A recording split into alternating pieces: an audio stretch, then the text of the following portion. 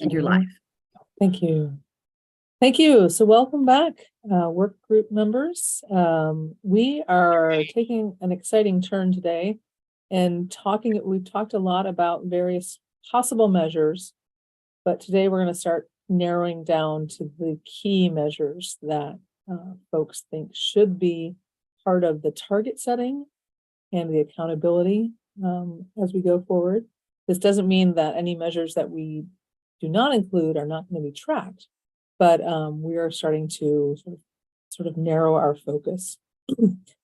So today we're going to, I think Emma will sort of just walk us through some guidelines and some slides that just remind you where we are, what we are narrowing down. And then we're going to talk about the Pillar 1 measures and go through a logic map, and then share with you all what you voted on as being the most important things to measure, both in terms of outcomes and outputs. And then we'll do the same thing for Pillar 2 and then go into next steps. So Emma, can you share some slides? Actually, before we do that, does anybody have any questions or administrative issues that they want to just throw out on the table?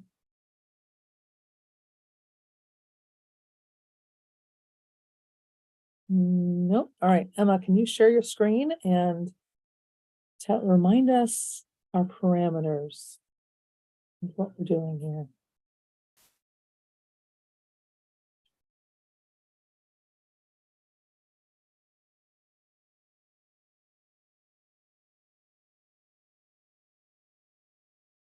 Can you guys hear me? Okay, it was going in and out of me. I don't know, it was a little weird there for a second. Sorry about that. So on the screen, you should see familiar language around the difference between outcome and output measures, which we've been trying to differentiate between the two to help make ranking the outcome and output measures a little bit easier. So this is showing the difference again between an output and an outcome measure. We did that for pillars 1 and 2, and we'll continue to do that for pillars 3, 4, and 5, as well as the blueprint level outcome measures. So output measures are measures that do not confirm that a change has taken place in a program's implementation. Maybe it's actually easier if I start with outcome measures, since that's a key difference between the two. An outcome measure conveys a program's impact on participants. It conveys a change either in knowledge, skills, or behavior. So something that might be a good outcome measure might be something like a grade that a student took pre and post intervention or program. So if a student was participating in a support program and you were trying to measure the change of that program, you would be looking at their grades at the end of it potentially as one kind of outcome measure to assess what change in knowledge of the subject matter took place to help assess the program's effectiveness or implementation. So an output, that's just one example of it. It can, again, be, there's a lot of different things that you could use to measure a program's impact, knowledge just being one. It could also be a change, again, in behavior or beliefs. Output measures are more, as we have here, they are key indicators of progress, but they don't necessarily indicate if a change has taken place. They're typically expressed through numbers, and that might be like the number of students who were participating in that program that was supposed to help them get a better grade in a particular course, a tutoring program, for instance, or something like that. But they're still really key indicators of change that could be taking place, but they don't necessarily convey if a change has actually taken place.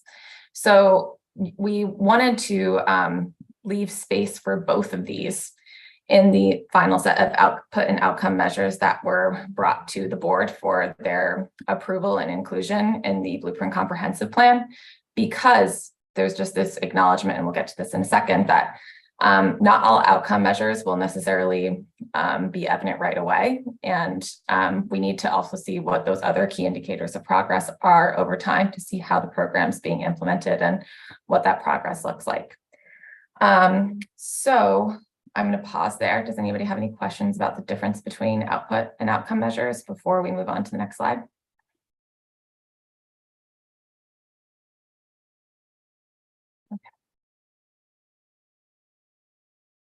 So we sent out this information, ahead of time with a series of Google Forms for everyone who is watching. And just to give you this context of what we asked the work group members to do. We talked a little bit about this last time, but this is also important for you all to know because we're going to be asking members of the public to give their own input on the outcome measures.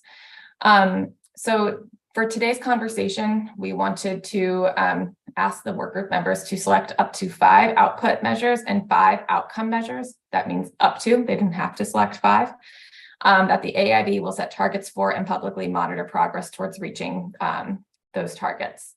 So we wanted the work group to consider which measures are necessary to publicly track to effectively tell the story of the blueprint's implementation. So that's just really thinking clearly about what do members of the public, what do stakeholders in this process need to know about how the blueprint is being implemented to assess what's happening, to understand what's happening with regards to the blueprint's implementation.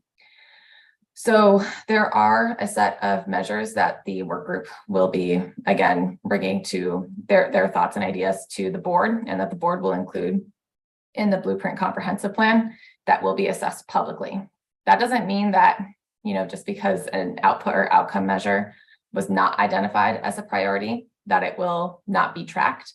It will be tracked, but internally, or it may be tracked. We will have a set of outcome measures that are tracked internally by the AIB. It also doesn't mean that there won't ever be reports on what these measures of progress look like.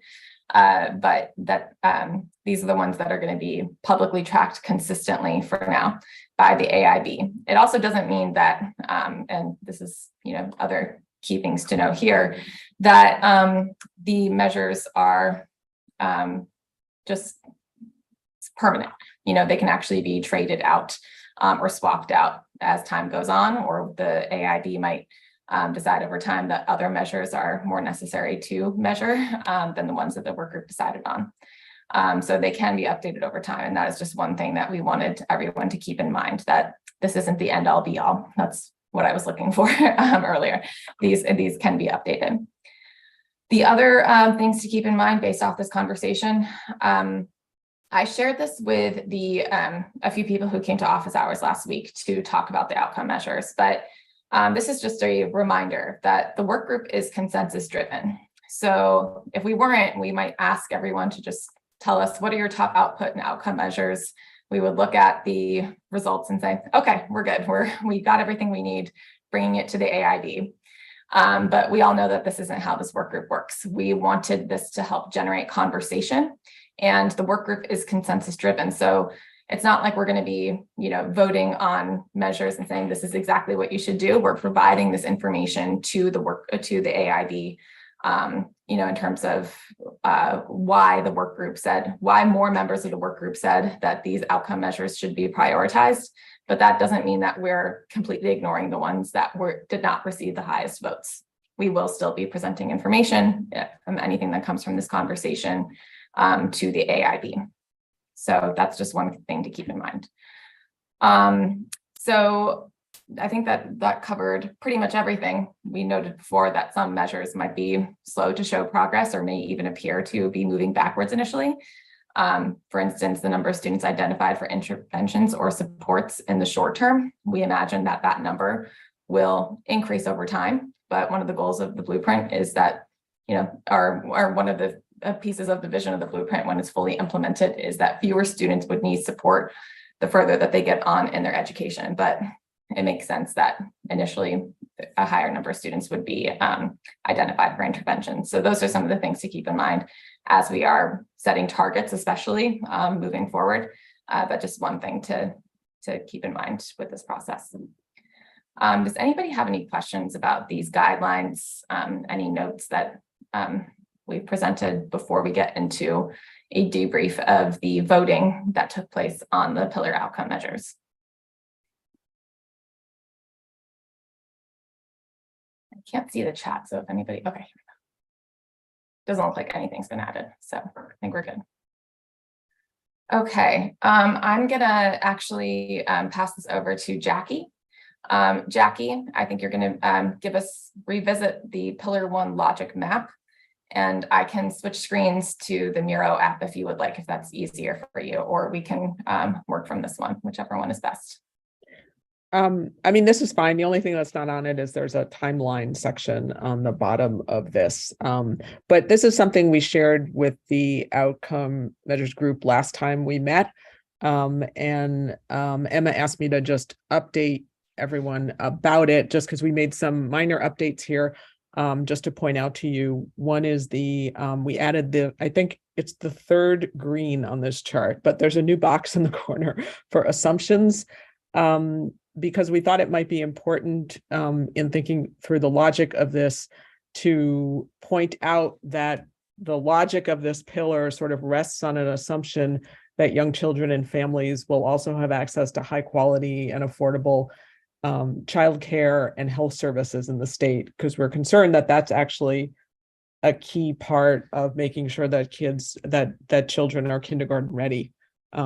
So that was something that, and Rachel may weigh in on this, the Kerwin Commission report had a statement about that as well, that was outside of the blueprint, but that was something that was important for the work of to achieve the goals of the blueprint.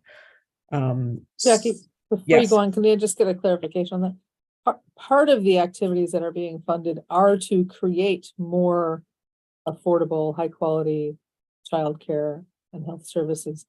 So how do you disentangle the assumption of what kind of the current state is and the activities that are planned for?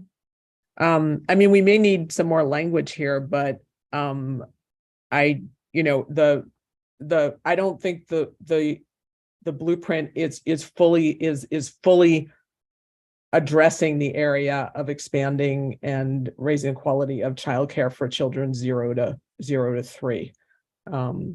And we just sort of wanted to add a qualifier to that, and the full range of health services that children would get at that age. If there's a way that we need or want to nuance that, we could talk about that. I guess my first reaction is our assumption right now is that it doesn't exist statewide for all families, but that we're trying to, I guess we're assuming that it does exist for some families currently, and the blueprint is building on that.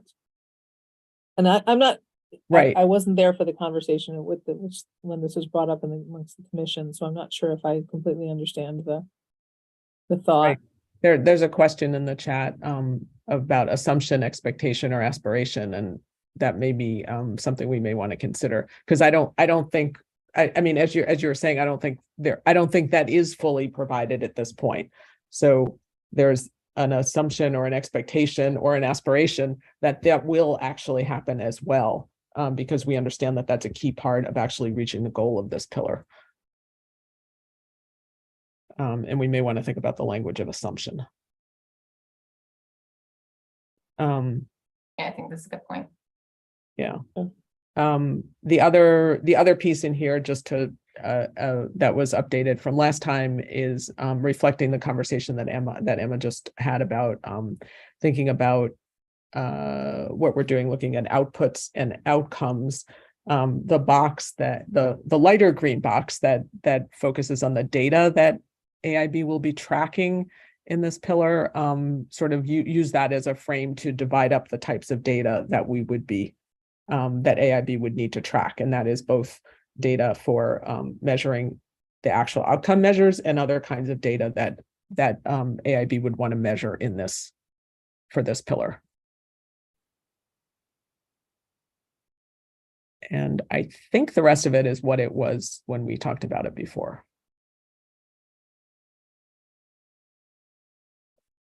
Great.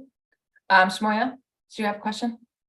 Yeah, I'm a little confused. And so taking this first green box, this assumption as it is, if we're going to assume access to these things, why wouldn't we track the data related to that? And why make this assumption if this isn't true? Why aren't we basing this in the reality of where we are right now? I think, and Rachel, I don't know if you want to weigh in on this, but I think some of that was outside of the scope of the blueprint to address. Yeah, so as Jackie said, childcare particularly, and is separate from pre-K for 3 and 4-year-olds, is not part of the blueprint law, and it's not part of the recommendations of the Kerwin Commission.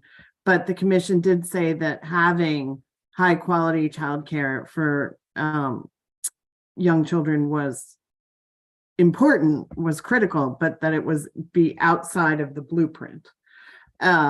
So, and the same with like comprehensive health services. So obviously we're through the Patty centers and the Judy centers where the blueprint does provide for these services as much as those centers are able to reach Coordinating access to them. Yeah. kids, yeah, and young families. But actually sort of like, Medicaid and children's health insurance program, and the bigger issue of childcare and high quality childcare is sort of it's not within the scope of the blueprint, even though it is very important.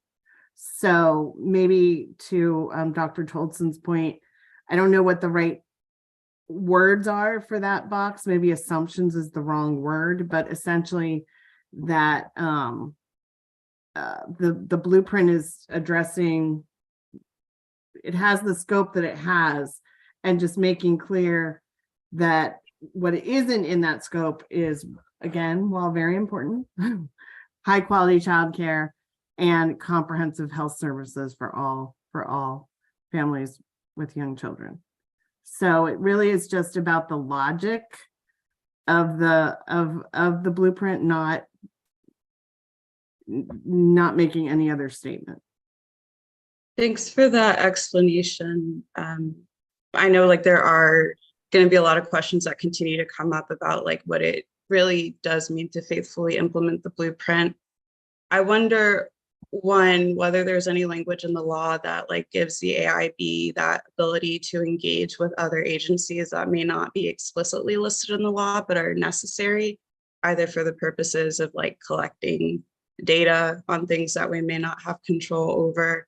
And if that's not something the AIB has the capacity to do, I think that's something we should think about ensuring, because my understanding was we're creating this world-class system to like bridge connections to stop agencies from working in silos. And there are going to be things necessary in the course of the AIB's work that like will result in other changes in how we function. I think this could be one of those opportunities. But even if not, I do think we have to decide whether we're going to base our logic map in solely like the theoretical exercise of implementing the blueprint or reality. Because if we make this assumption in the top green box, we should also be tracking the data, even if we outline the fact that we don't necessarily have control over it, or we should not make that assumption, because in either instance, whatever the end product of this logic map is going to have to interface with reality. So just wanted to voice that concern. To answer the first part of your question, Shamoya, the law does give the AIB pretty broad authority over agencies and information that affect the implementation of the blueprint. So I think it's just a question of how those words are interpreted. And we can, certainly work on that. There's some comments in the chat that are related to this discussion. And Dr. McClendon asked if the logic works if the assumption is not met. And I think the logic, I think it becomes a question of what the target is, because I think the logic could work up to a point if those assumptions are not met, but perhaps not 100% if those assumptions are not met. So it maybe starts to come into play with the target setting as well. Which does maybe argue for tracking data in that area so that Mm-hmm. can figure out what the targets are, how the data in that area is changing, and help us disentangle to understand the impacts in pillar one as the years go by, what's happening there and why it is or is not. What may be affecting Targets. the Yeah, what's ability to affecting reach it. the targets. Yeah. Mhm. Mhm. There's certainly ample data on childcare and how, so I think that's not gonna be a problem to be able to find that data or track that data. Mhm.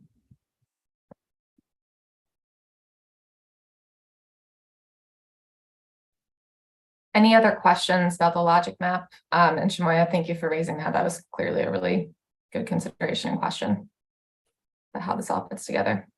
Yeah, I have another question. Yes. So with the red diamond, is that the construct of kindergarten ready, or is that the score on the kindergarten readiness assessment? I think that, oh, go ahead, Jackie. Were you going to say something? I think right now it's the construct of kindergarten readiness, and the kindergarten readiness assessment is one way of measuring it, but I think that's a broader conversation about how to measure it. But I think the way it's phrased here is the construct of kindergarten readiness. Exactly what I was going to say. So. Me Oh. three, and then I was gonna point to the little peach box or whatever color that is, and that's the actual measure. The outcome measure. Yeah, Yep. so I guess the orange box is this is what we want to have happen. All students enter kindergarten ready to learn as Yeah. demonstrated by kindergarten readiness. And then right now, that being the KRA. Right. Yeah, and I did read that, which made me feel more like it might be the score, because I don't see anything other than the score, even though it doesn't say specifically the score. But I think we should change it to prepared to learn.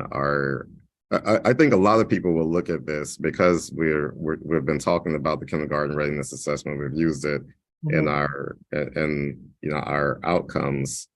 They're going to look at this as this is preparing these students for the test.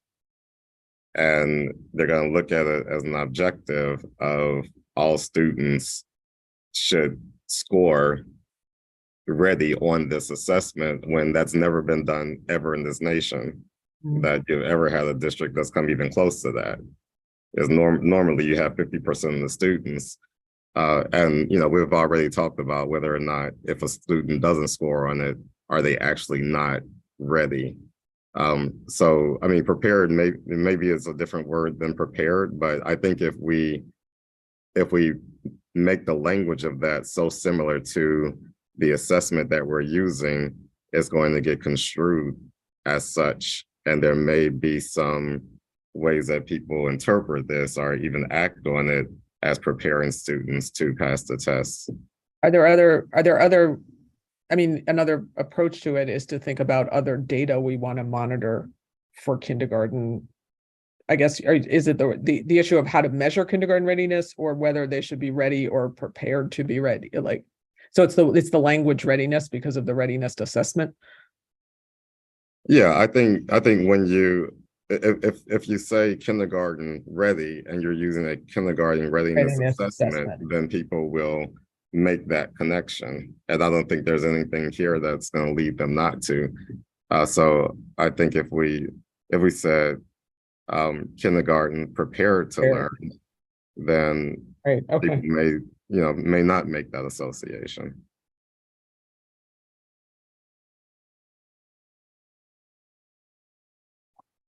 So you're suggesting that we say all students enter kindergarten prepared to learn? Something as simple as that? Yeah. And I could be a lot more radical in my suggestions, but I know how you all feel about the assessment. but I do think that, and prepared is something I just thought of. Maybe if I thought a little bit more, maybe there's another word, but Mhm. I don't think we should make the outcome mirror the title of the assessment.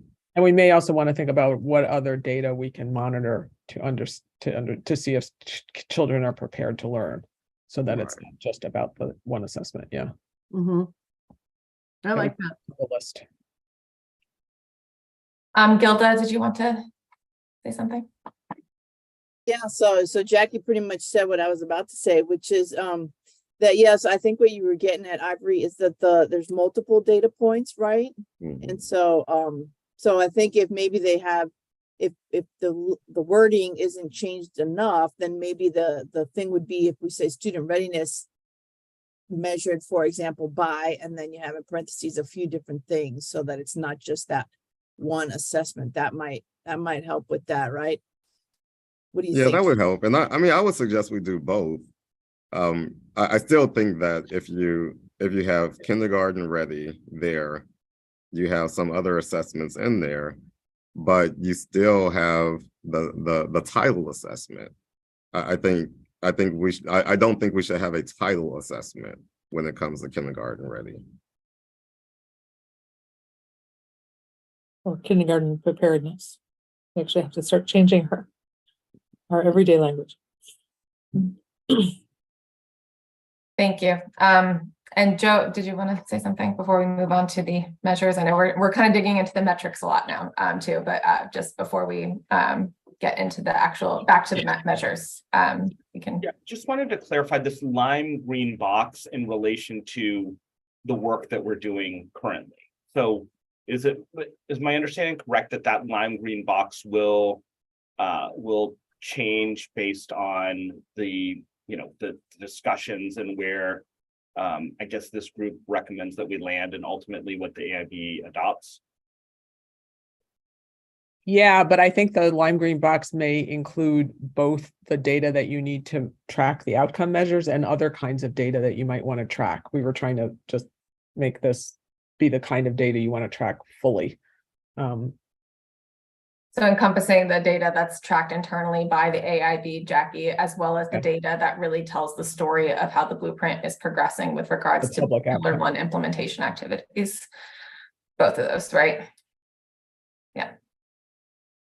So this will capture everything. We'll have to figure out how to make sure that those are differentiated. That'll be another fun job for Charlotte. Charlotte is doing a fantastic job putting all this together. So that'll be fun.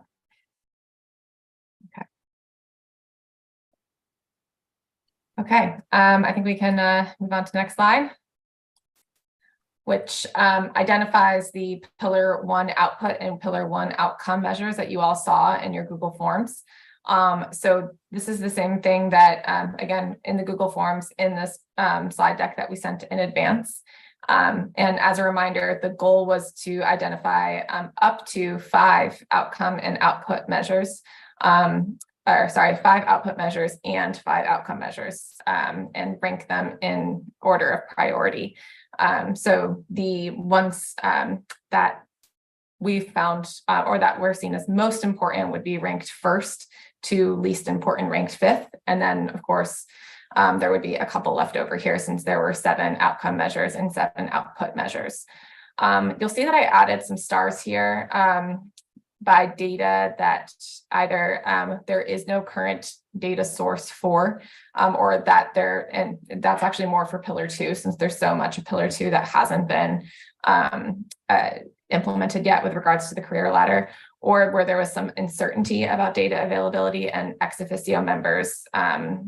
If you would like to weigh in and say, there's definitely data available for this to be able to track this, please, or that this is longitudinally available to track and that this could be implemented, please speak up when we get to the actual conversation. But this is really for everyone else to also see who's live streaming, that these are the proposed Pillar 1 and Pillar 2 outcome and output measures. And we'll see Pillar 2 in a second here. But this is what the work group was considering when they were ranking the outcome and output measures. And we'll get to the results in just a second. Does anybody have any questions about these or had any questions in reviewing them? Just that Shamoya had it wasn't really a question, it was more of a statement that it's wild that the Maryland Infants and Toddlers Program data are not available. I don't think that that was actually why I put a star there. I wasn't sure if we could track kindergarten readiness back to the Maryland Infant and Toddlers data, if that was tracked longitudinally. So thank you for clarifying. That wasn't why I put the star there. I wasn't sure if it was able to be tracked longitudinally in terms of scores on kindergarten readiness assessments.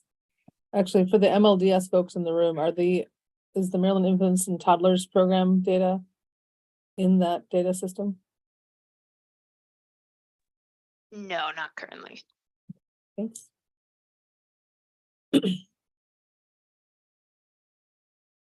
All right, so Emma, are we going to now do the reveal? What did people see? I think so. Okay, And just a I note- should, yeah, go ahead, Laura. The document that was sent to you earlier had, because something was clicked accidentally, has the graph going out to 100%. So it's not totally not useful. So we'll resend these slides that have the actual counts of votes. So you can ignore what you received this afternoon. But Emma, I'll walk through here and correct me if I say something incorrectly. But these are ordered just by the number of what output it was. So output 1 is at the bottom up to output 7. If there's a longer dark blue bar, that means that's the number of votes that somebody rated it as number 1. So we had 7 people rate percentage of 4-year-olds in full day pre-K disaggregated as their number 1 output measure, followed by, there was a tie, output 4 and output 1, number of public and private pre-K providers disaggregated, and percentage of 3 and 4-year-olds from low-income households enrolled in full day pre-K as the next favorite. But you also see the sort of the total length of the bar indicates how many people uniquely thought it was one of their top 5. So, output 5 and output 2, basically everybody thought they were should be within the top 5 of the of the outputs. The number of Patty and Judy centers created was not quite as popular. We had some people voted for second, 2 people voted it for second, 2 people voted third, and 1 for fifth. So let's discuss. What do people think when they look at this graph? Or are we comfortable with the percentage of 4-year-olds enrolled in full day pre-K as being one of the things that we set a target on?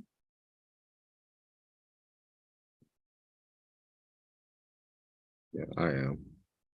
That means we would have a measure in a given LEA or county of approximately the number of 4-year-olds as the denominator. And then we would have the numbers who are enrolled in full day pre-K. As the I think numerator. the only, sorry, Laura, I No, think go the ahead. only thing that gives me pause, I do agree it's a great measure, but when you just said what the denominator would be, that's what made me think about it, because when we think about pre-K, it is accessible for a certain population. It's not accessible or available for all, right? So is that lens or that context going to be a part of this when we think about it? I mean, we know that there's intentionality around expanding access to full day pre-K, but it is currently income-based, right? So when we think about this as an outcome measure, how are we further thinking about this in terms of expanding what we look at? So, a couple of reactions. One is, I think we need to train folks to look at change over time within a certain unit. So within an LEA, don't compare across LEAs, but look within an LEA over time. Is there change? And I know that's probably going to be hard to get that message across. But our communications people should be on that. Actually, write that down, Emma. Communications need to focus on change over time with any unit we're reporting on, not compare across LEAs, because you're totally right. There's different contexts, There's different availability. The percentages are going to be very different initially. Hopefully, they'll converge by 2032. Joe? Yeah, just functionally, I was curious on how to get the denominator for this. So is the denominator based on the number of kindergarten students that were enrolled the previous year, even though that's a different cohort, but that would give you what the total N would be? Or do we have data that looks at, I guess, number of births within a particular jurisdiction from 4 years previous that would be able to tell us actually what the total possible N would be that we could compare to the number of 4-year-olds enrolled to see what percentage we're at?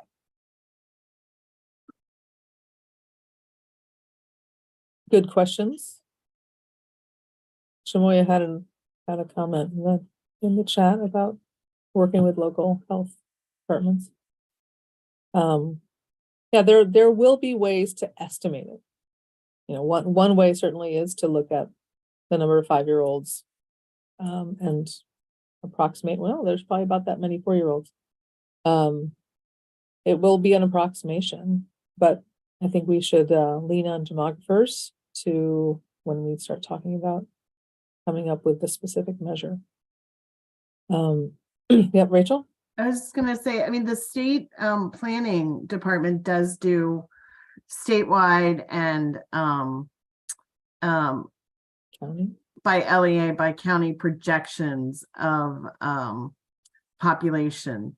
What they don't do is by income level, or not as robustly. And so that's where the estimates, it gets a little more complicated to estimate the percentage of 3 and 4-year-olds from low income families, but the state planning department does do that work already, and they also work with the local health and planning departments. Also MSDE, and I don't know if Matt or Chandra are on, they do have a contract with is it RACI still, to do population estimates for pre-K. So that's another source of information.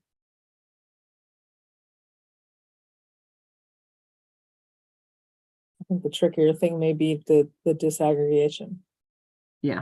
I would imagine for some groups we could do it, for others would not be able to.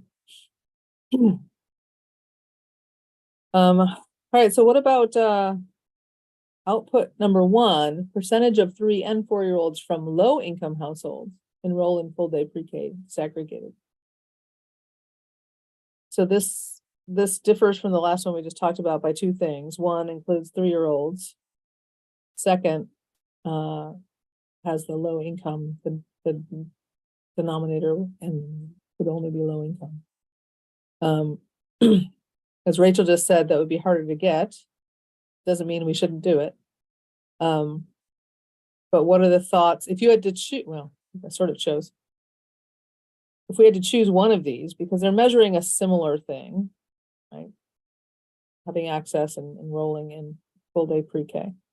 Which one is more important?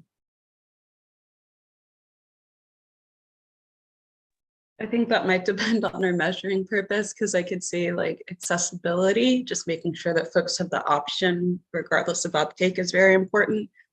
But then of course, for like financial reasons, we want to know the uptake and like whether it's worth the investment.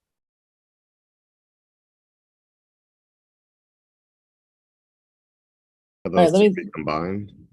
Yeah, I'm wondering, so let's just take the 3 and 4 versus 4.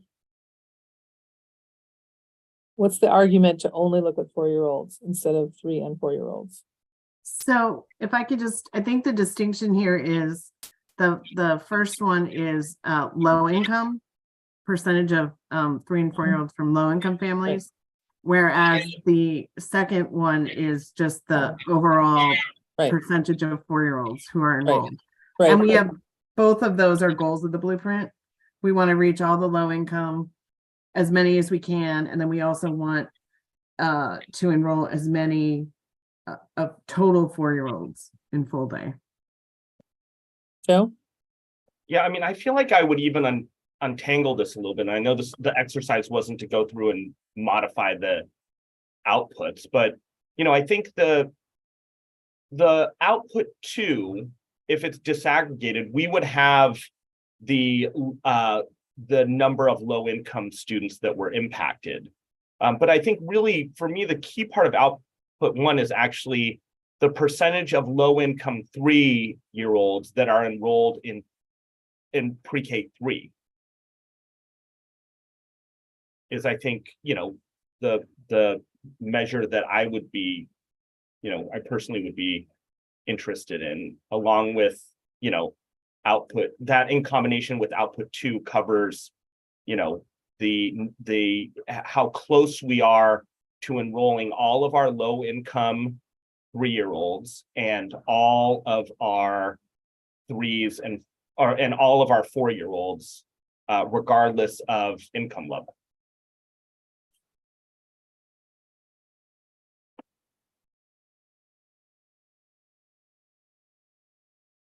So you're assuming, Joe, for output 2, that one of their disaggregation categories is low income.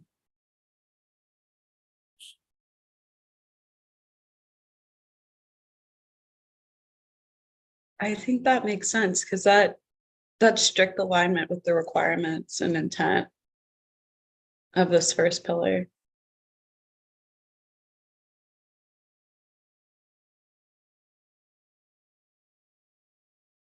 I think the only thing I think about in terms of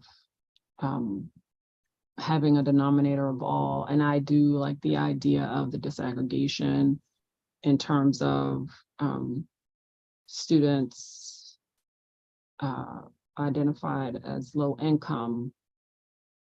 I guess the other piece I am concerned about from an LEA perspective is accurate information of all of our 4-year-old students in terms of pre-K enrollment, right? Like if they do not go through our pre-K enrollment, we are relying heavily on the family to tell us that piece of information.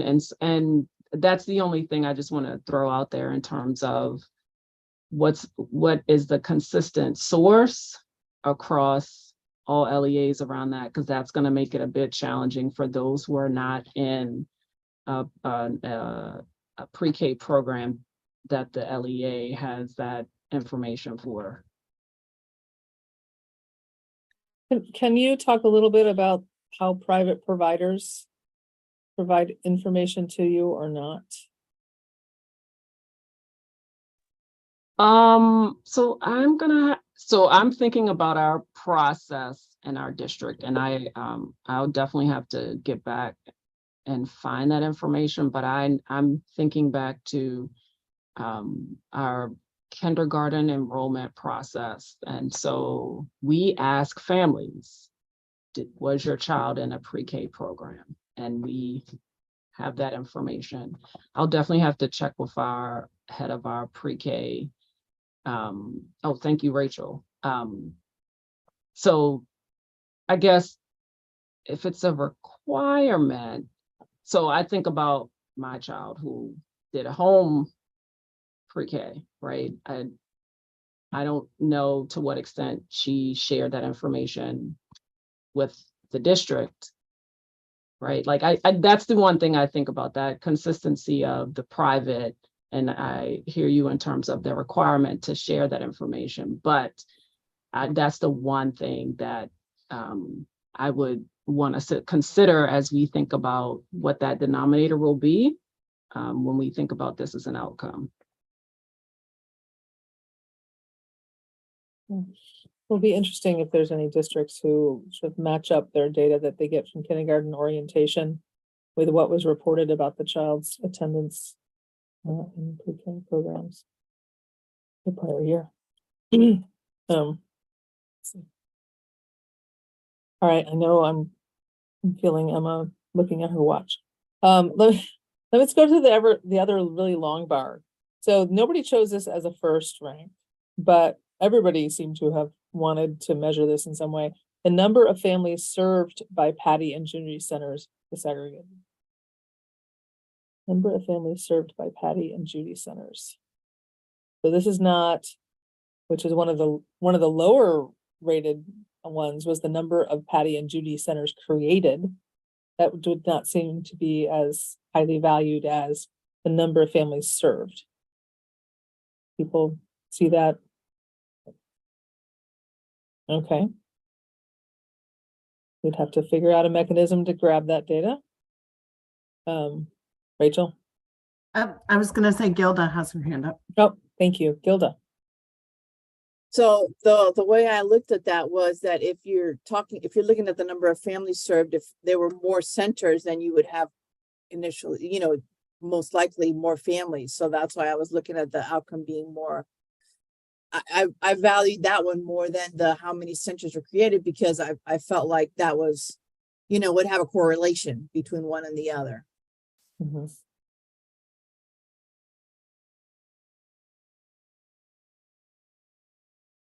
What if, next question, what if we find out it would cost 300 hours and $200,000 to collect the data on the number of families served, but we could easily get the number of centers?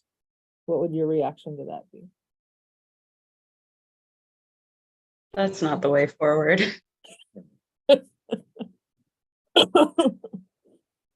That being just counting the number of centers? Yes. Yeah.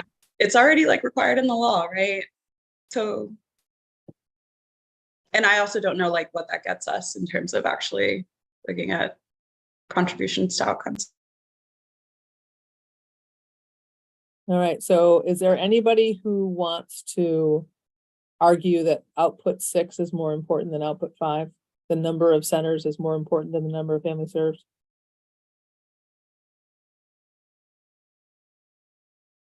No. Okay. I think we have direction from the group. I feel confident that I could represent your opinions on this one. All right, then another one that received 3 first place votes is the number of public and private pre-K providers disaggregated.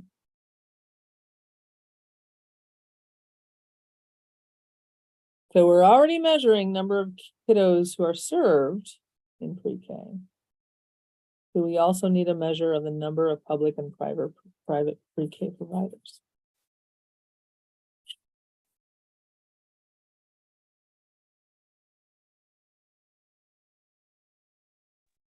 Might we not get that data on the number of providers in another way? Maybe as a part of the reports on the pre-K administration and expansion plans? I don't know. I would yield to somebody else in answering that question.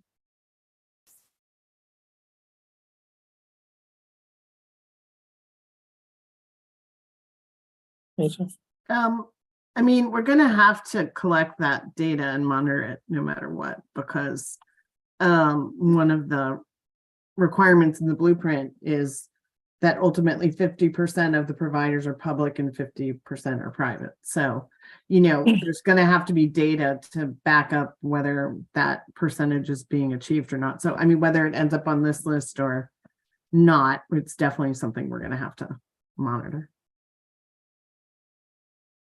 But setting a target and asking the LEAs or the state to respond to that. Right. I mean, in theory, at least the target would be the percentages required in law. 50%. Now, obviously, Hey, we're we're already in law. Yeah. behind on that already. So, but they're in law. In that case, the targets are kind of set in the law already. Yeah. Um, and again, as we talk through these, remember to think about, all right, what would grow, as we go through, seeing this number over time for the stage or for an LEA, is that going to be useful in demonstrating implementation? Okay, and is it just output number 7 we haven't talked about? Number of teachers participating in professional development to support KRA administration. Got some 3rd, 4th, and 5th place votes. Thoughts on that? Do we set targets on this and hold LEAs accountable on this one? I will say that I voted for this one somewhere in my list of 5, but I did it primarily because there wasn't another option to evaluate the work we're supposed to be doing around the KRA. So I also voted for this one, and as number 5, just because I know the blueprint talks about teachers as a part of like the KRA's development or assessing of it. So I think that we should just like get a sense of what that looks like as the assessment is being administered from the teachers, especially if they're involved in that process. And Rachel can help on the specific blueprint language around like that involvement, because I am not quoting it directly. Well, there's that, and also, yeah, and also Queen, the language, I was thinking the same thing around, ensuring that, there's no implicit or explicit bias when as the KRA is administered, because portions of it are working directly with the student. And I was thinking through like what Shimoya said, there was no other measure that potentially was going to be measuring that. And I see Dr. McClendon's hand up. I just had a quick question, and I don't know if this is the case here, but is it only teachers or educators that are administering the KRA for Maryland?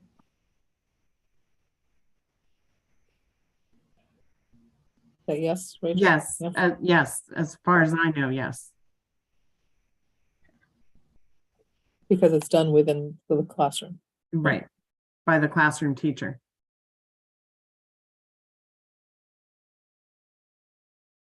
Right, and I realized I jumped over output 3.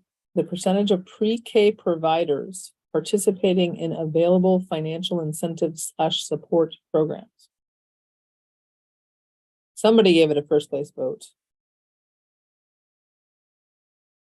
Is that somebody here who wants to share with us their thought?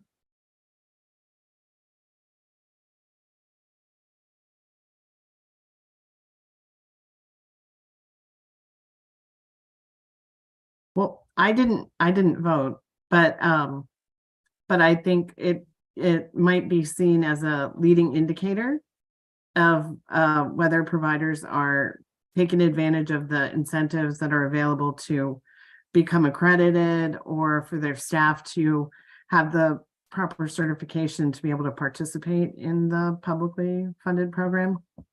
So it could be seen as a sort of a, if we're getting some good numbers on output 3, then we might have some hope that we're going to be seeing greater participation in private providers in the future.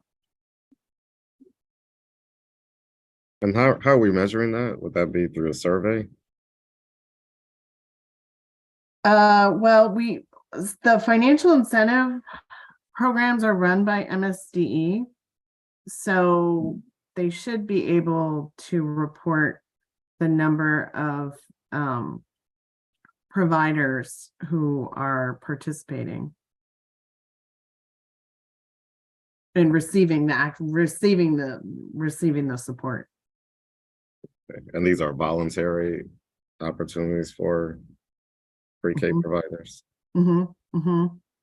Yeah, the blueprint, there's a couple different pots of money that provide support for the pre-K providers to meet the quality standards of what we call excels, the quality rating QRIS, whatever that is. But that's our excels program. And then there's also another pot of funds to support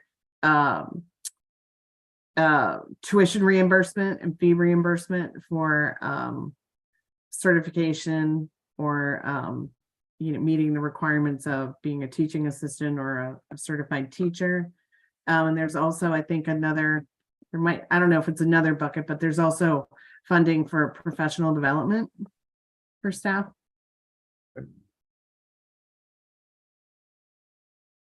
So I think you're right. That probably is one of the first things that would, of all of these outputs, that might be the first thing that you'd see movement on. Mm-hmm. Hopefully. Shamoya? Thanks. So we've been in conversation with a few childcare providers across the state, same for some pre-K providers. And I know that things like the childcare scholarship, which is like an existing program at MSDE, doesn't have high enough uptake for like the amount of funding we're investing and the amount of like general need there is across children and their families. And I do think that this measure is an important one for us to like evaluate the success of programs, make changes as necessary, and work with MSDE to get uptake up, but also to like make the case to the General Assembly. Ultimately, like when the implementation of the blueprint is done, we're also going to need to like provide recommendations as to like what aspects of the program should continue. And I do think that tracking this information will help with that, in addition to all the other things Rachel has stated. And just to piggyback on that, also if more resources are needed. Mm-hmm.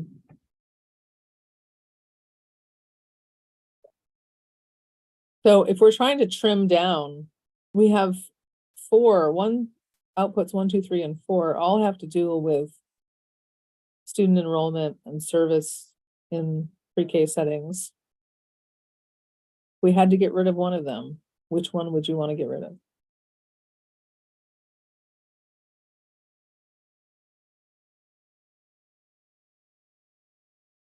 Thinking about one is probably just about 3-year-olds.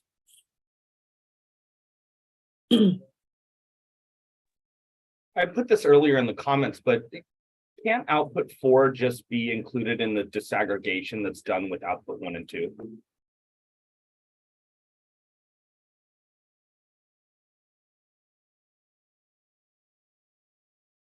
But that's a provider level measure, the number of providers, not students. It would be the students would be identified as being either in a public setting or in a private setting. Right, but this wouldn't be a measure of the number of, so as I read number 4, it's the number of providers. Is that going up or not? Or are we increasing our private providers or public providers?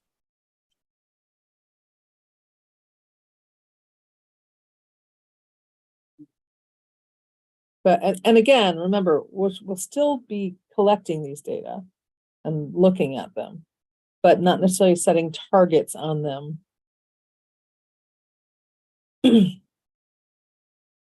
So get rid of one. Everybody has to vote. Actually, type in the chat which one to get rid of. What are the Patty and Judy sensors? I'm sorry. Oh, don't do the Judy sensor. Just 1 through 4. If you had to get rid of one of those outcomes, 1 through 4, which one would you get rid of?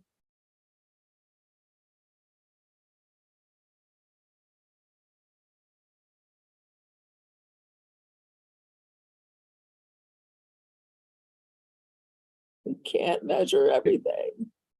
Well, we can't set targets on everything. No, but if we can't set the targets, can we make a recommendation that somebody else set targets about that? Done by someone.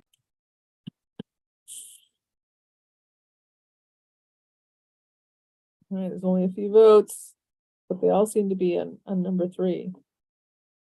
Actually, I was leaning to get rid of number 4, and I liked Rachel's argument for number 3, or Would you need number 4 in order to figure out the percentage of number 3? I'm just trying to figure out if those are related in some way.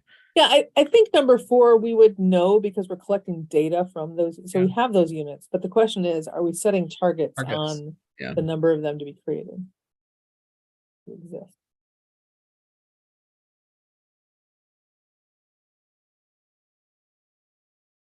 All right, Emma, are you capturing the sentiment?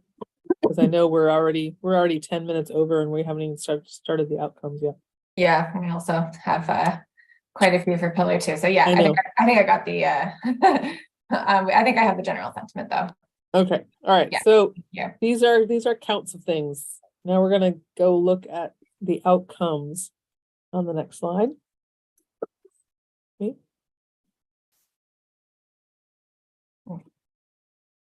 All right, so outcome, we have percentage of students served by Patty and Judy centers who demonstrate kindergarten readiness. Percentage of students served by Maryland Infant Toddlers Program demonstrate kindergarten readiness. Percentage of pre-K and kindergarten students identified as needing special education services. Percentage of public and private pre-K providers who have achieved a quality rating of 3, 4, or 5 on the Excels. Percentage of students served by private pre-K providers who demonstrate kindergarten readiness disaggregated. Percentage of students served by public pre-K providers who demonstrate kindergarten readiness disaggregated. And percentage of public and private pre-K teachers and teaching assistants meeting high quality standards. So I think outcome 6 looked like it was the most salient for the most people. So this is just overall at public pre-K providers, percentage of students who in some way demonstrate readiness, although I think we also need to consider, we had a talk about, is this really just the scores and we want to look at change in scores over time? Or are we assuming some threshold is meaningful, and if they're above this threshold, we're going to call them ready? I think there's some downside to that latter view.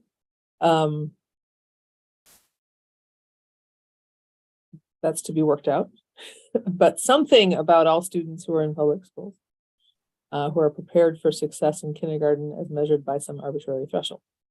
So that it's not technically arbitrary. I need to apologize to my criterion setting friends. So there's that. Does anybody want to argue that maybe that should not be one of the main things we measure?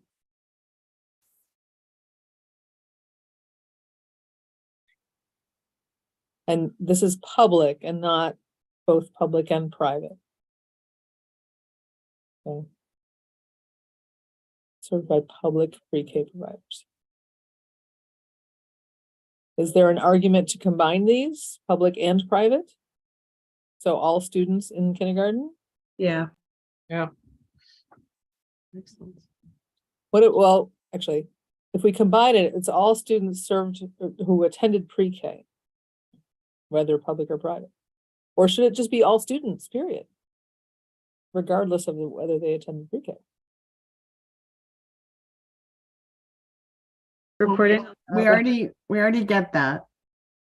I mean, that's the basic point of the KRA. Right. But So- is that what should we set targets on that as opposed to targets on just specific kiddos?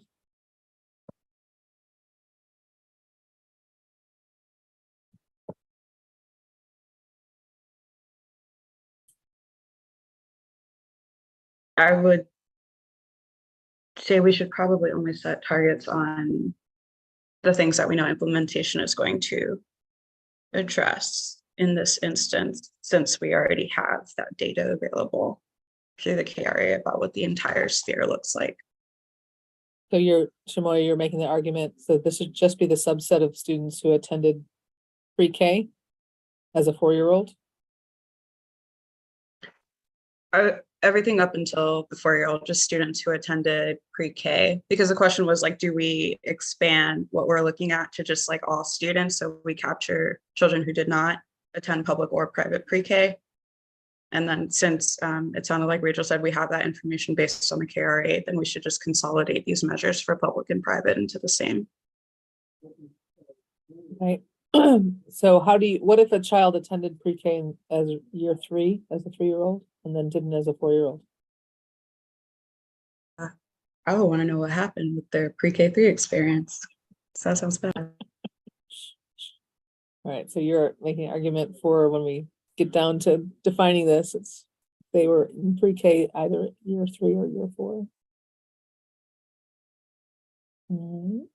Okay, so is there anybody who wants to argue that we shouldn't combine outcomes 5 and 6?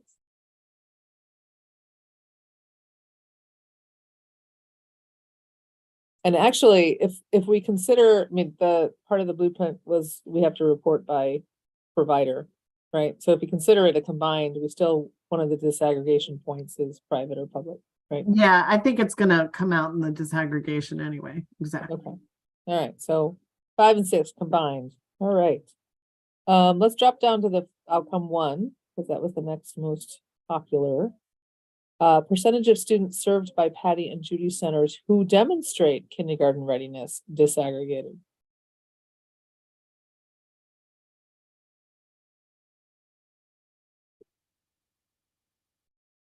Thoughts on that one?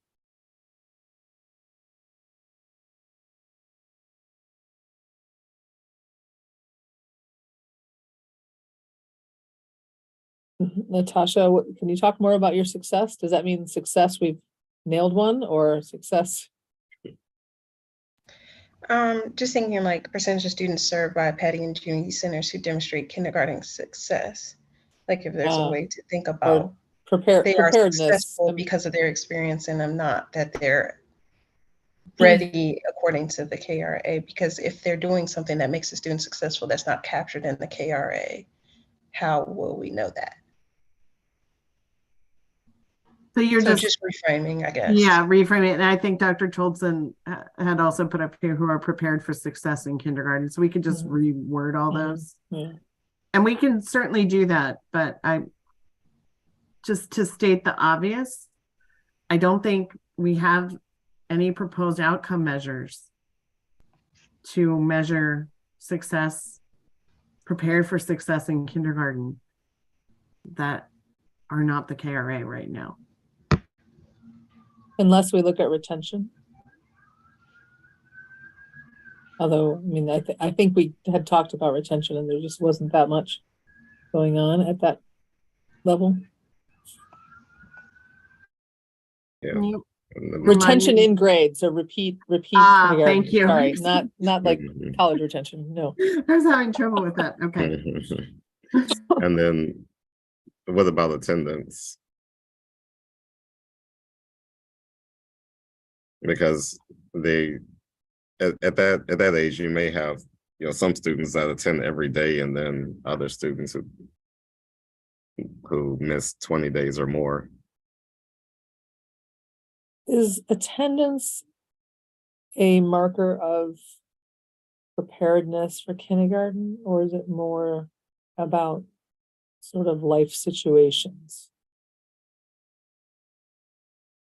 It could be both. Just like the KRA could be life situations too. Would we be talking about attendance in pre-K? Not in kindergarten, right? It'd be the attendance. Yeah, because pre-K. this is all getting them ready for kindergarten, right? Not while they're in kindergarten. So we're looking to see what students have the best chance of doing well in kindergarten, participating to the extent that they learn the information, socialize appropriately, and do well beyond kindergarten. Yeah, so I thought you were talking about attendance in kindergarten, because it's success in kindergarten is attending kindergarten, or being ready for success in kindergarten is being able to attend. Like if you first 30 days or first. Well, Patty and Judy centers, they don't have kindergarten students, right? No. So this outcome measure would measure the child after they finish the center, but before they go to kindergarten. That was my understanding of it. Mm-hmm. Okay. Okay, Well, I think, well, if you read kindergarten readiness there as scores on the KRA, then they're in kindergarten now, but they received services in Patty and Judy centers. So I think it's trying to measure are Patty and Judy centers doing well by students? okay, so kindergarten readiness is measured when they're already in kindergarten. Mhm. At the beginning. of beginning. At kindergarten. the very beginning of But the the- school Okay, year. but At the so beginning. it should tap into what they received at Patty and Judy. Yeah, So if they participated fully in Patty and Judy, then that should help to prepare them for kindergarten, and there may be some benefit on the kindergarten readiness assessment. So that's why I said participation or attendance at the Patty and Judy Center, those who went for everyday versus. Yeah. well, thank you, Joe. So kindergarten is in Judy centers? So just to be clear, the Judy centers don't actually like provide the schooling. They're providing the wraparound services to families with young children age 0 to 5. And they can refer kids to programs. I think they Mhm. coordinate services. Mhm. And connect a family to a pre-K program, for example. Yeah. Well, I'm not sure if we're gonna completely resolve it here, but I think it will be important to have the best understanding of what the Patty and Judy Center's objectives are and see how well they conform to the kindergarten readiness assessment. Because I know the kindergarten readiness assessment mostly focuses on cognitive skills, early cognitive skills. The Patty and Judy Center may have, they may have an equal dose of socialization, um, interaction and things like that, and cognitive skills. And if we're thinking about preparing students for kindergarten in a way that's more holistic and beyond their cognitive capacities, it may not be, and that's the approach that Patty and Judy uses too. It may not be appropriate to use the kindergarten readiness assessment as a way to determine whether or not the objectives of Patty and Judy were met. So I'd be interested in knowing from people who organize the Patty and Judy centers whether or not they believe that the kindergarten readiness assessment is an appropriate way to measure the success of what they do.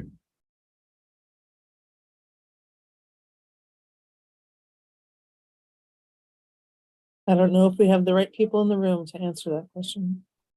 I don't think we do right now.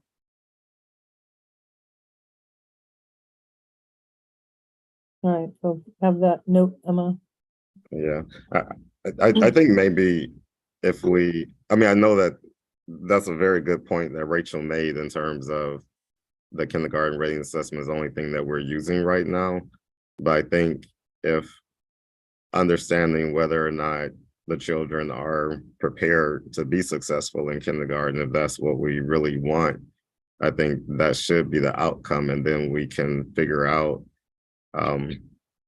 more ways to understand whether or not they have achieved that beyond the KRA.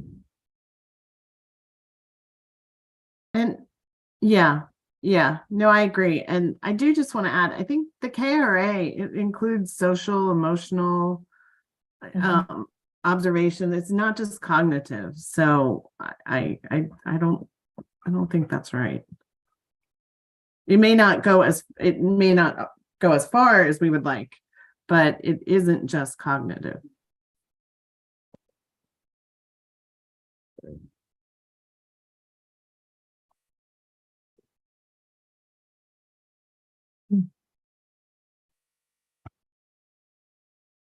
Yeah, I think it might be interesting, and maybe this is sort of for the research agenda, to look at the predictive abilities of the various KRA subdomains in sort of predicting later success in elementary school.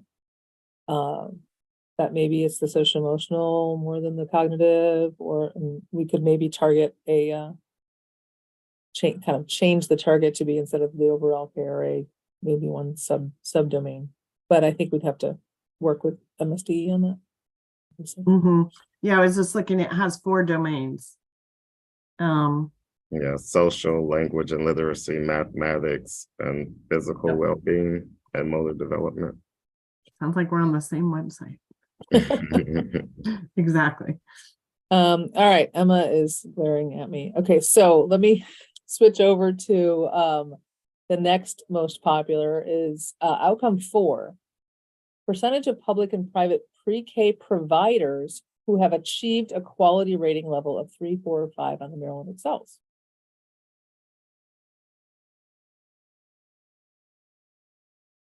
This is another one of those kind of leading indicators, I think, because the private providers have to achieve a 3 to participate in the program, and public providers have to achieve a 4, and then they have to reach 5 within 5 years. So if you know, the more that we have even at 3, you know, and then progressing to 4 and then 5, we'll hold on to those providers hopefully in the program. But again, I did not vote. Any thoughts on this one? Are there things that the blueprint is doing to assist in obtaining the Excels rating? Like to improve the quality? So that's one of the financial incentive programs is support to publish at it's called publishing at a level of at least 3. So there is funding available, and also part of MSDE's technical assistance is to help providers achieve the quality ratings. And Shamoya, do you want to raise your question to the group? Yeah, I think I was just curious about whether anyone else had heard of concerns from like racially and economically diverse providers in terms of like actually getting what they need in order to reach that 3 in Excels.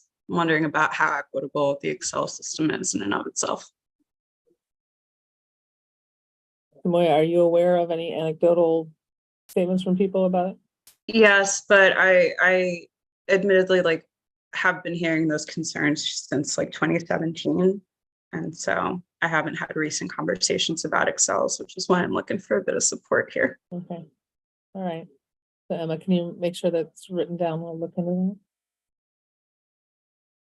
All right, and just the last one, percentage of public and private, this is up top, percentage of public and private pre-K teachers and teaching assistants meeting high quality standards.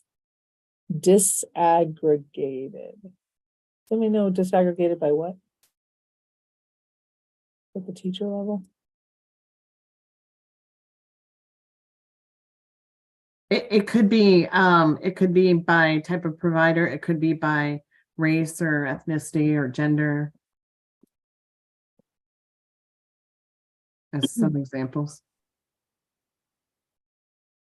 And the high quality standards that are referred to here, is that just the new certification standards? The the certification standard and the for teaching assistants, the CDA or an associate's degree, which the legislation this past session did add 2 years to the, I think 2 years to the timeline.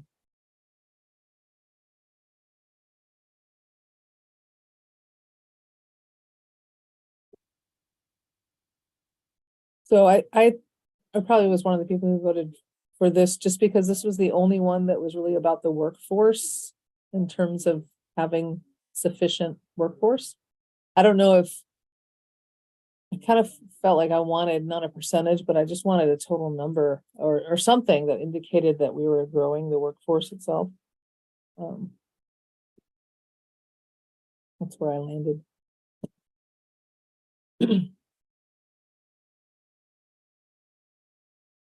I can say I did not vote for this one just because I wasn't clear on what the high quality standard was. So thank you, Rachel, for clarifying. I think what you just said, Laura, makes sense about needing that. Now that I know what that means.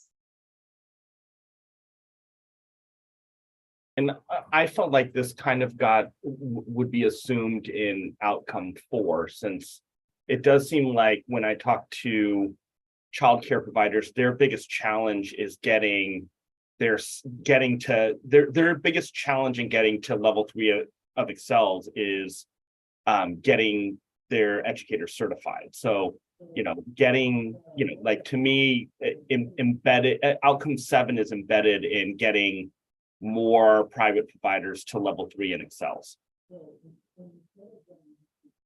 Is that now true with the blueprint requiring the CDA and associates? Like I imagine whatever they needed before is not the same now based on like this requirement in the law. I'm gonna pass it over to Rachel. So Excel's is very complicated. So I will just put a plug in for, simplification. So there are different requirements for public providers and private providers at levels 3 and 4. And so what providers have to do to be a 3 is not the same as the high quality standards in the blueprint. So it's not like a 1-for-1 kind of.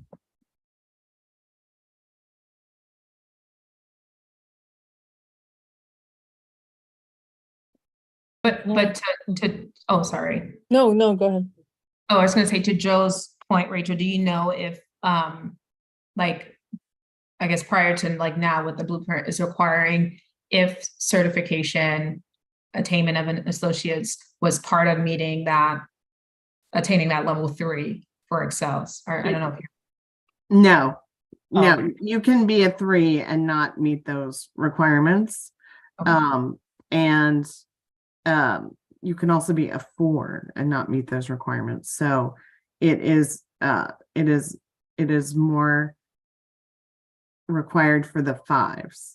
Got it. Okay.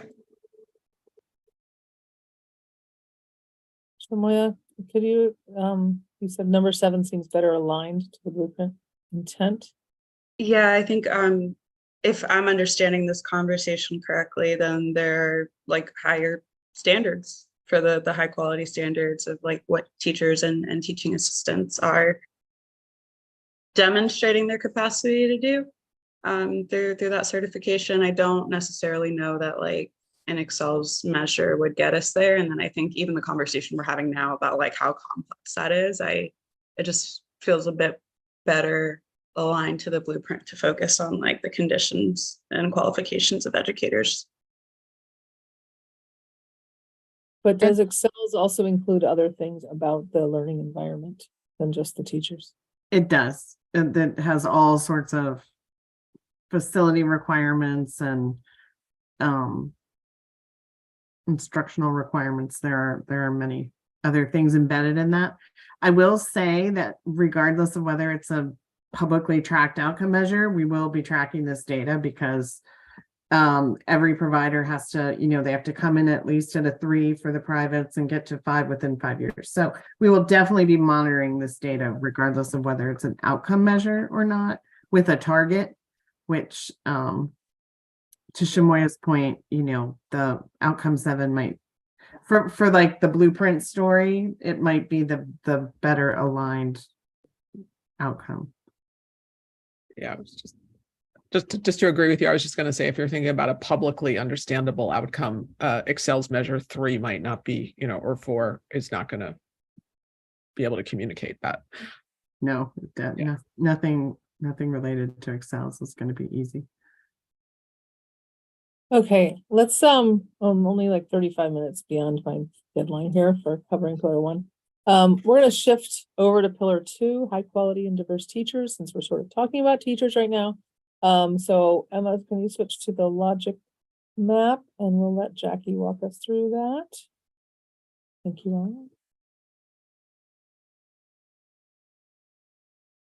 all. This is a draft logic map of this pillar. And as you see, it's got a lot in it. So, this might not be the time to sit and take a really hard look at all of it, but just to sort of point out one or two things that I think might be useful for this conversation. In particular, is that we tried to group the tasks of the blueprint in this area around under sort of 3 headers of recruit, transform, and retain the teacher and educator workforce.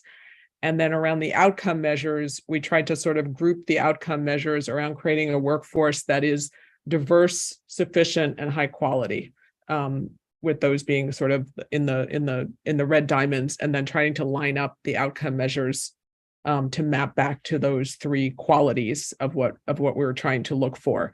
And I think in the way that some of the conversation in pillar 1, where people were pointing out, I use this outcome measure because it's the only one that related to workforce. And that's one of the key things, that this kind of thing might be helpful in thinking, in the group of outcomes the outcome measures that we're going to look at, have we addressed each of the key parts of what we're trying to do here? And So Jackie, with the key parts, yeah. are you thinking diverse, sufficient, and high quality? Or are you thinking recruit, transform, retain? Or is well, that output and outcome? Yeah, I mean, to some degree, what we're trying to do is recruit, transform, and retain. And then what we're looking for, what the goal is to create the kind of workforce that has these other qualities, that has these particular qualities. So your outcome measures, you want to measure those kind of qualities, but you also want to be tracking what you're doing on the input side. Okay. Got it. And again, I know you guys are short on time, so I don't know how much time you want to spend on looking at this or starting to look at the outcome measures, but this is, and this is just the first draft of this one. So. No, that's good. I think let's jump into looking at we're going to look at the output measures that you all ranked. And Emma will probably leave the outcomes for the next meeting. So the output measures, we had a lot of them. Oh, and then there's some outcome measures too. So let's just jump to, there we go. So yes, Gilda, this will be sent. A copy of this was already sent this afternoon, but it had the 100%, all the bars went all the way across, which is didn't have the content. Logic Yeah, map. yeah, the logic are in the PowerPoint as well. Yep. All right, so Emma successfully got all 12 on the same page, and I had to expand my screen here. So clearly there's one that stood out, output 1, although this might have been ordering effects. It was most highly rated, but it's the first one everybody saw. The number of teaching candidates who who annually enroll in and successfully graduate from state teacher preparation programs disaggregated. So it's actually, I want to reword this already. Basically, if they're graduating from, then they've already enrolled in. So I don't think we have to worry about the enrolled in part, but. And why is it only state? State. Oh, is this is the question, is it not state universities? It's excluding private? Is that what? Yeah, is it excluding private, or is this just the state of Maryland? I think No, state of Maryland was in the state of Maryland. Oh, okay. But that's Okay. that's an important distinction. Yeah, I but think it's not clear. Yeah. Yeah. And Shamoya said we also look at enrollment. I think we may have. I think there are some other measures that either show that, but we'll get to that. So something about production of teachers within the state. Right? And I don't even know what to look at next. I guess output 8 didn't have any first place votes, but it had the most votes to be in the top 5, which is number of qualified mentors for new teachers. So once the career ladder is developed, the mentors are on a specific rung of the ladder.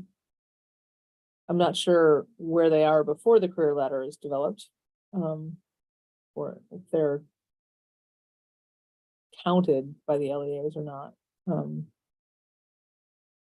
And then everything else is almost kind of tied. Well, there's a whole group of things that are tied here. So other than output one, does anybody want to talk and nominate one of the measures that they thought was particularly important? Or does anybody want to answer Joe's question? What constitutes a qualified mentor?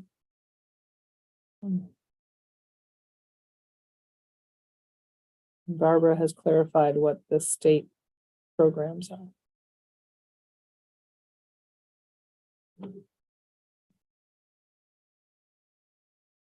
Barbara, are you pointing out that we're not capturing teachers coming from out of state? Or is there something more subtle? Yes to that, and as well as alternative preparation programs that are not programs approved by the state, the MSDE. So the collection we currently have captures those programs that have been approved by MSDE as educator preparation programs. So, and there may be others there may be something else that's addressing that, but the current unit record collection that MLDS gets that would be able to measure some of this, currently captured by MHEC, is limited to this kind of teacher preparation program.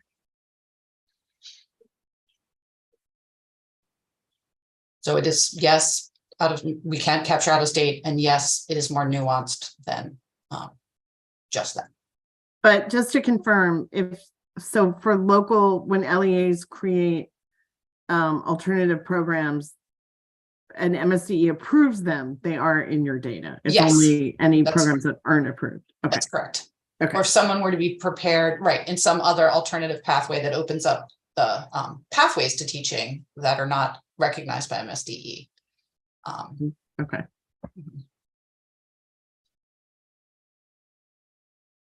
So I was surprised that output 11 was not as highly frequently ranked. Number of national board certified teachers. Just because I thought that that's one of the goals is to increase the blueprint is to increase those. But it would not be a leading indicator. I don't think it's anything that's going to change very soon. What's the percent of national board certified teachers now? What's the percent now? Joe, well, there's about 3,000 to 4,000 in the state right now out of I want to say like 60,000. I think Okay. It's really, really small. All right. Yeah, I'm not sure if there's a compelling reason to believe that increasing that, like doubling that number, would make the biggest difference in the lives of the students, but I don't know. Well, it's a pretty big piece of the blueprint. So Shamoya asked, are there NBC equivalent programs under the blueprint? Model teacher in BCPSS, for example? No, there's no substitute in the blueprint. Except if you are in a subject area that does not have national board certification. Okay, cool.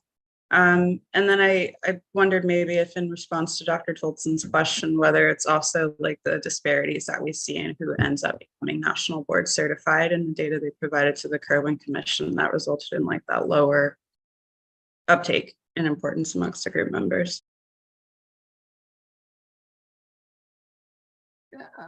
And that is why the blueprint law includes the national board support program, coordinator program, to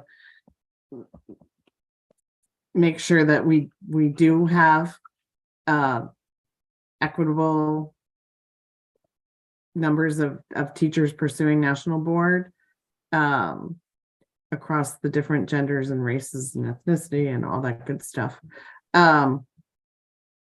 So I know we don't have a measure on here, but one thing to think about might be something around the National Board Support Program. Yeah, Okay. great minds. Gilda made a great suggestion to maybe talk about items that weren't highly ranked, to sort of cut them out. So output 7, somebody thought that this was the number 1 and nobody else ranked it in the top 5. So the number of Maryland teaching candidates who pass a nationally recognized portfolio-based assessment of teaching ability. So this is a requirement in the law that programs implement a portfolio-based assessment as part of their program.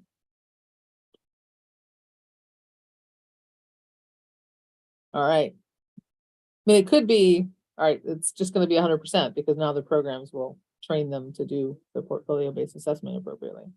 Although, you know, in our programs, we don't have 100% pass rate on the first try, but they get there. Okay, so we'll forget about output 7. How about output number 4? Number of applicants for teacher quality and diversity program grants. There's 2 people who gave that a 4th place vote.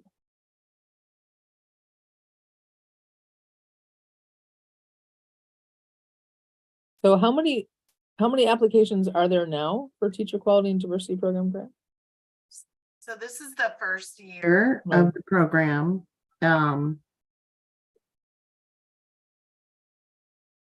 So Barbara, has MHEC even received applicant, or Emily, Barbara's on my screen, received applications yet? I don't know of any. Emily may be able to speak to that. Emily is away. Oh, I think Emily might have had to leave. Oh, she just joined. She had said, I can try to chat Al Dorset really quick and see if I can get an answer to that while we continue the discussion. But yes, you are correct. It has not been implemented yet. And Shamoya asked, is there a promo for the grant program? And I honestly, you know, there's a teacher ed program that's in my department. I haven't heard about this diversity and program grant. Would like to apply for it. Okay, so we'll wait to hear from Barbara and or Emily about that.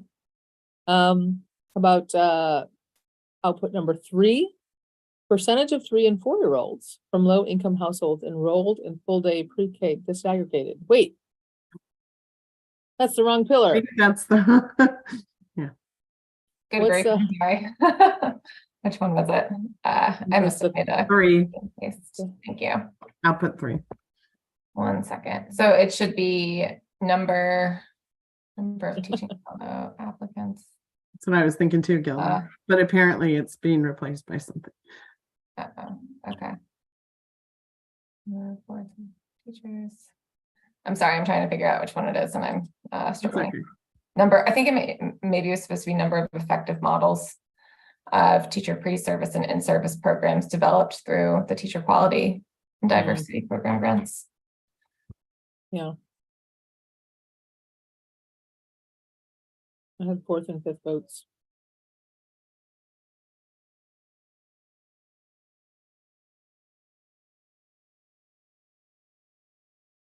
No, I don't know. I think with developing models, it's a very hard thing to quantify whether a model has been developed or not. And then the idea of whether something is an effective model, I mean, that takes years to actually demonstrate that something is. So I think that output might be a little squishy. Output number 2. So this is a student level one. The number of Maryland teaching fellow applicants and recipients. The 2nd place vote, 4th place vote, and 5th place vote. I wonder if we can consolidate some of these programs and our measurement of the data around their applications and recipients, because there are quite a few. Now, some of them are program level, like output 4 is a program level. And Mhm. output 2 is an individual student teacher level. Which I think would be difficult to merge. That's fair. I think I'm thinking of things like scholarships and loan assistance repayment programs.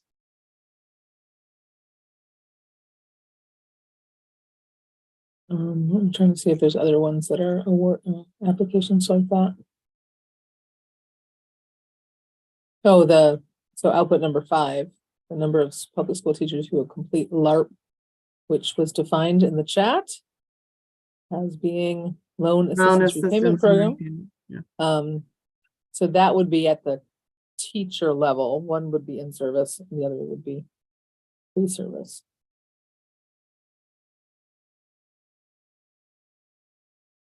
Output 2, the teaching fellows, applicants and recipients is again, sort of one of those leading indicators.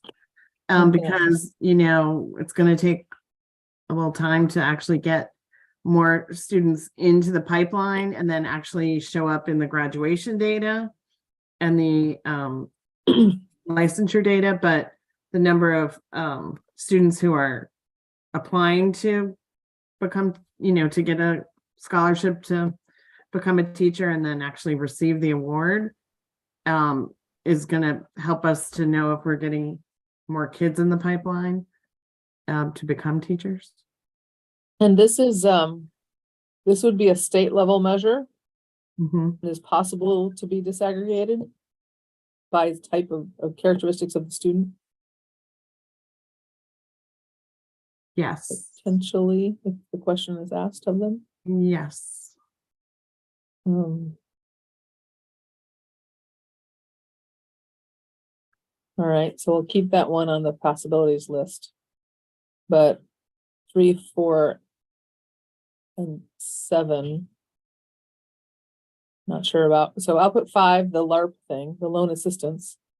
What do we think about that? 2 people rated that as first choice. And somebody else is fourth.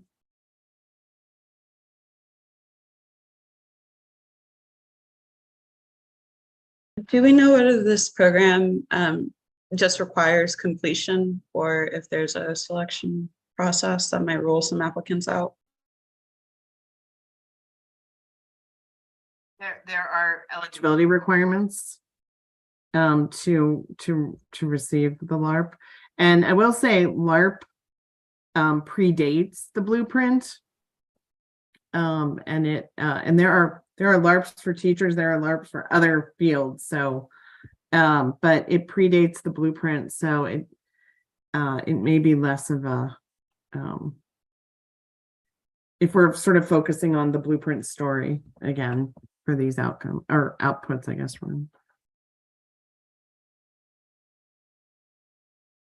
If we market it right, the LARP could be a part of it. But yeah, I Absolutely, and that's why it's in there. That's absolutely why it's in there. Yep, and there is more money in LARP, but not a lot of money. Like when you say not a lot of money, do you have ballpark?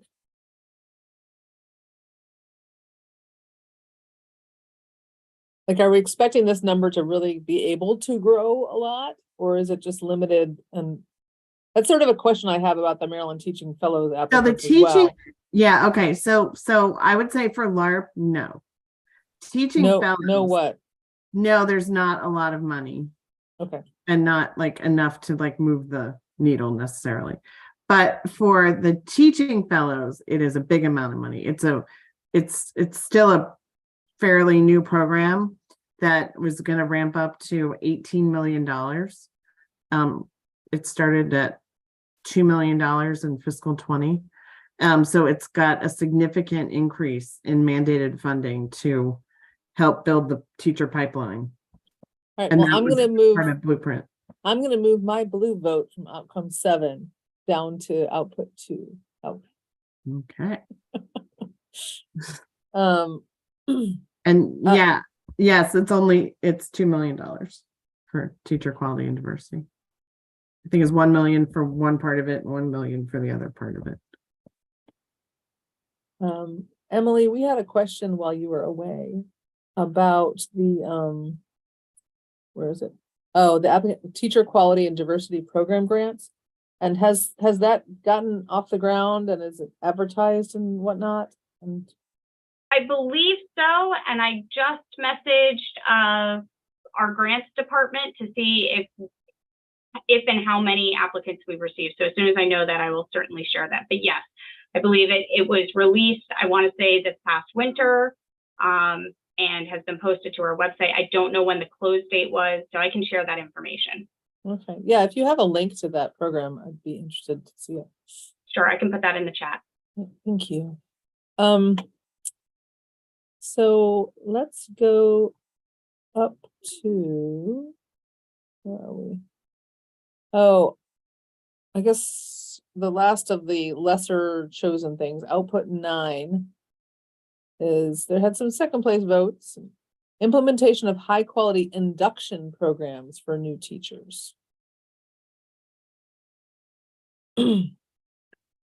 So, and this would be interesting to hear from, I don't know if Keisha is still here, but Keisha and Jenny, and just kind of in the induction programs within LEAs, and Queen, you probably have some idea of what this is like. But how key are these? Or how can we put a target around them? Yeah, I think I did choose it as one of my votes, just because we do find that having a strong induction program is pretty important for our new teachers. I think my question would be around the definition of high quality and what that means. But the induction program is incredibly important for new teachers. Echoing Jenny and then adding, and I think I put it in the chat too, that the PISTEB, and I'm not going to mess up their acronym, but they're the board that handles like certification and induction programs as well, have been for like the last, I think, 5 years working on regulations around like teacher prep, induction programs, mentors. And so I think it'll be very interesting to be able to set targets alongside those new regs, assuming they are published and adopted for us to monitor. So What, yeah, so I'm just trying to get my head around like what LEA would report not having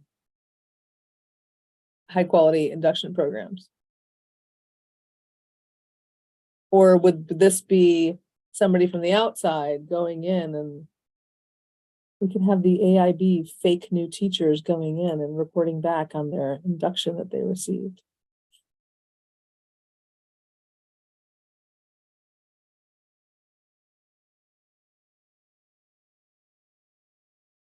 I feel like overall this is incredibly important, but I feel like I did not vote for it because I think it's very challenging to measure. And unless you have some kind of external evaluation and you do so in a way that it's like more objective, which I think is very difficult to do. Rachel, you were going to say something? I was just going to say that the blueprint does call for, you know,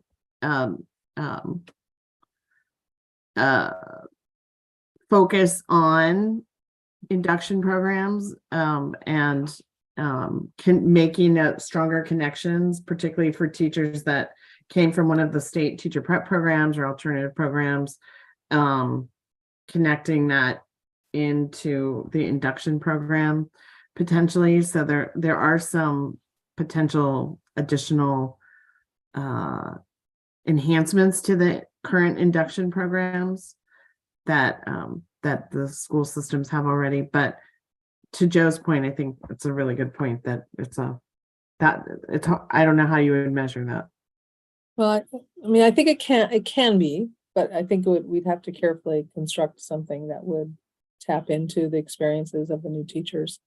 But Joe? Yeah, I mean, you know, one of the measures to me that it was glaringly absent, maybe it's just captured somewhere else, is just straight teacher retention, which I think does, you know, in some way capture the induction experience, but also just the ongoing experience of teachers, in the system. So, and it seems like that would be something we would aspire to, just teachers that are, that are satisfied with the work that they're doing good work year after year, and continue to come back and work with our kids and serve our kids year after year.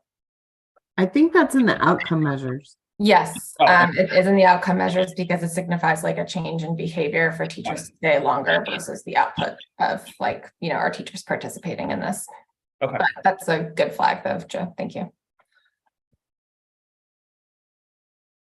I don't know if I beat you, Shamoya, but I'm going to talk. So I think MSDE, I don't know if anyone from MSDE is still here.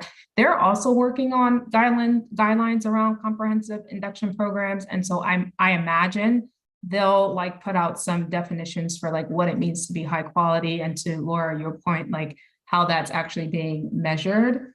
And so I think, I don't know what comes first, like the chicken or the egg in this case, in terms of how we're setting targets that complement that work, and how we might think about that. But I think that work group or that group work is starting. So I imagine there are ways that we can think about to set targets and measure it, since that work is being done.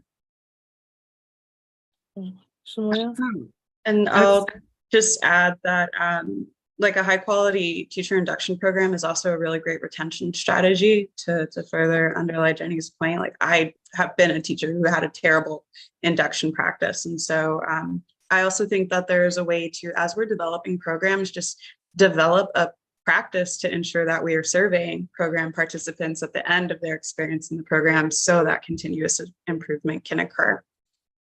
I'll leave it there. And Keisha brought up a good point about how we need to make sure we have a good understanding of the measure before we set any targets, and what's the baseline. And I think for any of these, we cannot set a target unless we know what the baseline has been, and then the targets have to take into account that baseline moving forward. Just piggybacking on what Queen said about the induction work group that is, I think, starting to get underway with MSDE, and AIB is participating in that. I wonder if we could, as part of the work, ask them to develop output and outcome measures to evaluate whatever they end up recommending.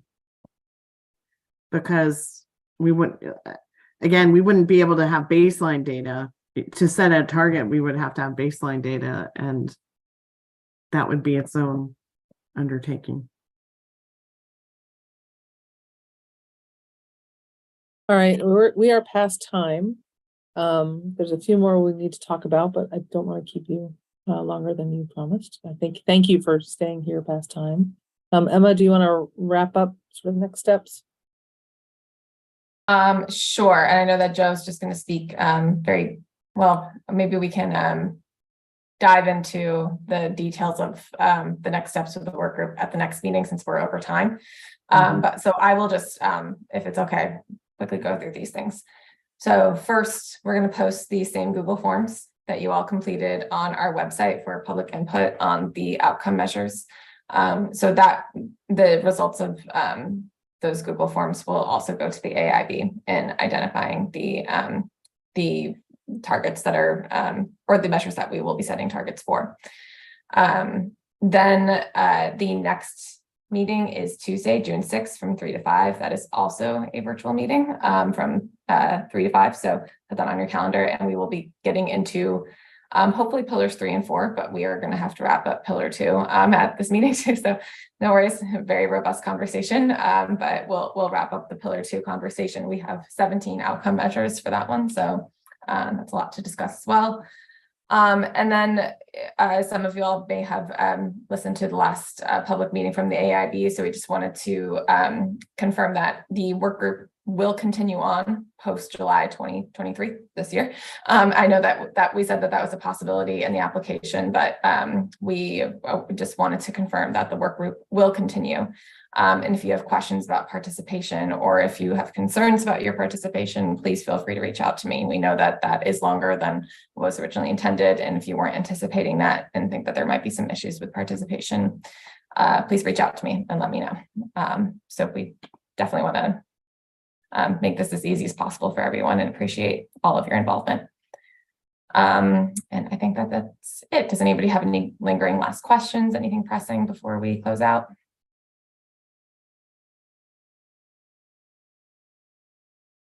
Okay.